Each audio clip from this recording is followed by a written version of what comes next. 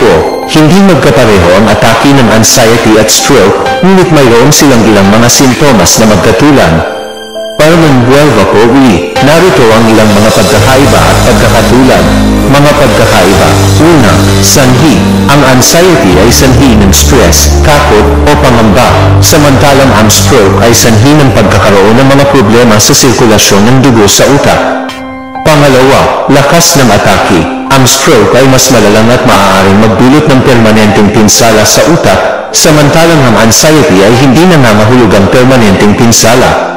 Pangatlo, mga sintomas. Ang stroke ay nagdudulot ng mga sintomas tulad ng pagkakaroon ng mga problema sa panunaw, pag-iisip, at paggalaw, samantalang ang anxiety ay nagdudulot ng mga sintomas tulad ng pagkakaroon ng mga problema sa paghinga, pagtatae, at pagduduwal.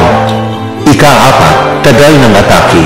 Ang stroke ay maaaring magdulot ng malalang pinsala sa loob ng ilang minuto o oras, samantalang ang anxiety ay maaaring magdulot ng mga sintomas na nagtatagal ng ilang oras o araw. Mga pagkakatulan. Una, hirap sa paghinga. Ang parehong anxiety at stroke ay nagdudulot ng hirap sa paghinga. Pangalawa, sakit sa ulo. Ang parehong anxiety at stroke ay nagdudulot ng sakit sa ulo.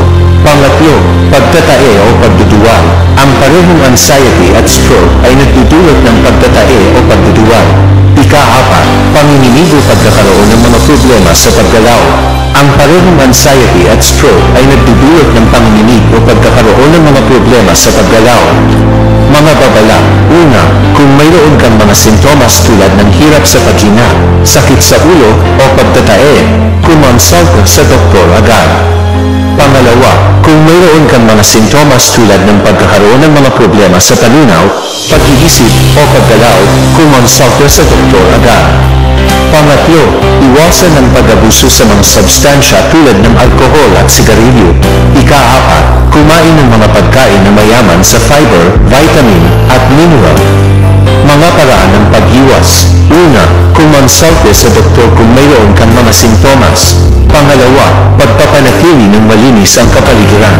Pangatlo, pagkuha ng sapat na tulog at pagkain ng masusustansyang pagkain. Ika-apat, pag-iwas sa mga substansya tulad ng alkohol at sigarilyo. Ika-lima, pagpapanatili ng mga gawain na nagbibigay ng stress. Tandaan na ang pagkakaroon ng mga sintomas ay hindi nangangahulugang mayroon kang anxiety o stroke. Kumonsulte sa doktor para sa tamang pag-diagnose at paggamot. Ingat po palagi. God bless po.